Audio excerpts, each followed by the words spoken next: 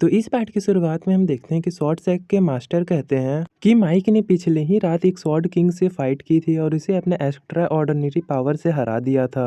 इस बार माइक के फादर कहते हैं कि वे लकी था कि उसने एक स्वॉर्ड किंग के मास्टर को हरा दिया और उसने स्वॉर्ड किंग मास्टर आर्ट को सीखा है और मुझे यकीन था कि वे उसे जरूर हरा देगा और वे ऐसा जरूर कर पाएगा। इसका अंदाजा मुझे पहले ही हो चुका था। वे स्वॉर्ड सेक के मास्टर कहते हैं कि वे 2 साल के ही अंदर स्वॉर्ड किंग बन गया। ये कैसे पॉसिबल हो सकता है?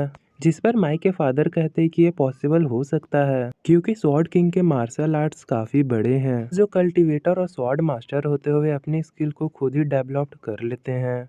तभी स्वॉर्ड सेक के मास्टर कहते कि मुझे यकीन नहीं होता कि उसने स्वॉर्ड किंग के मास्टर को हराया है और वे सिर्फ 2 ही साल में स्वॉर्ड किंग बन चुका है। और वहाँ पे सभी लोग हैरान होते हैं कि माइक इतनी जल्दी कैसे यहाँ तक पहुँच गया है। तभी वहाँ के एल्डर्स कहते हैं कि ये पॉसिबल है, ऐसा हो सकता है और हमें इस बात पे ज़्यादा ध्यान नहीं देना चाहिए।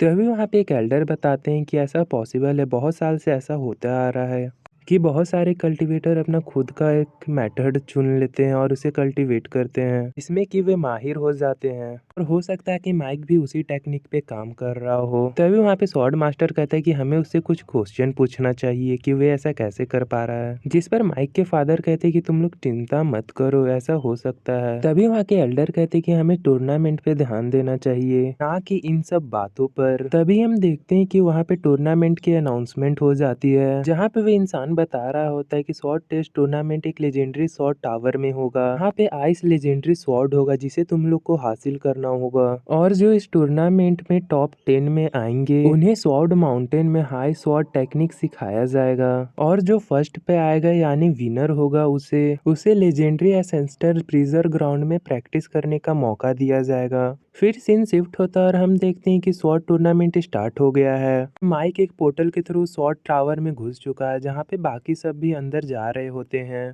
फिर हम माइक को देखते हैं कि जो कि उसी स्वॉर्ड टावर के अंदर था और कुछ सोच रहा होता है। माइक सोच रहा होता है कि यहाँ पे जरूर कुछ रेयर ट्रेजर होंगे।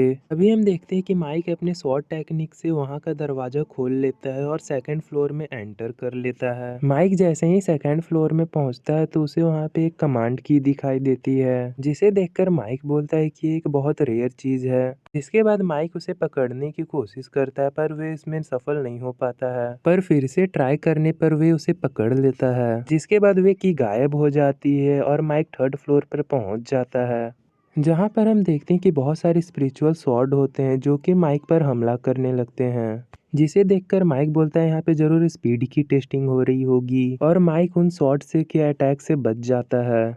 जिसके बाद माइक आगे बढ़ता है और फोर्थ फ्लोर पर पहुंच जाता है। फोर्थ फ्लोर पर उसे एक बहुत बड़ा गेट दिखता है जिसे वे अपनी शॉर्ट टेक्निक से खोलने की कोशिश करता है पर वे नाकामयाब होता है, पर वह ट्राई करने पे उस गेट को खोल लेता है और फिफ्थ फ्लोर पर पहुंच जाता है।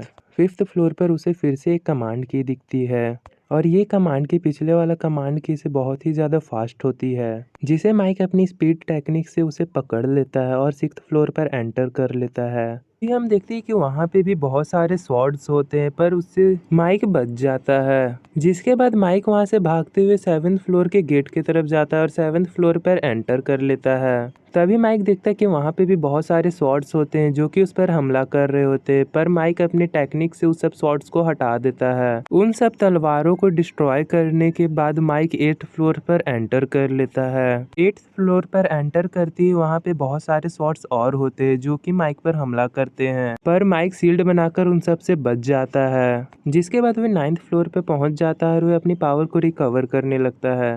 माइक अपनी पावर को रिकवर करने के बाद वहां से आगे बढ़ने लगता है जहां पर आगे बढ़ते हुए उस पर बहुत सारे शॉट्स का और हमला होता है, पर वे अपनी शील्ड से उन सब से बच जाता है और वे अपनी शील्ड में ही आगे बढ़ने लगता है और कहता है कि मुझे हार नहीं मानना चाहिए, मैं इसको जरूर पार कर लूंगा। जिसके बाद वे उस शॉर्ड फॉर्मेशन को तोड़ देता है और वे 10th फ्लोर पर एंटर कर लेता है।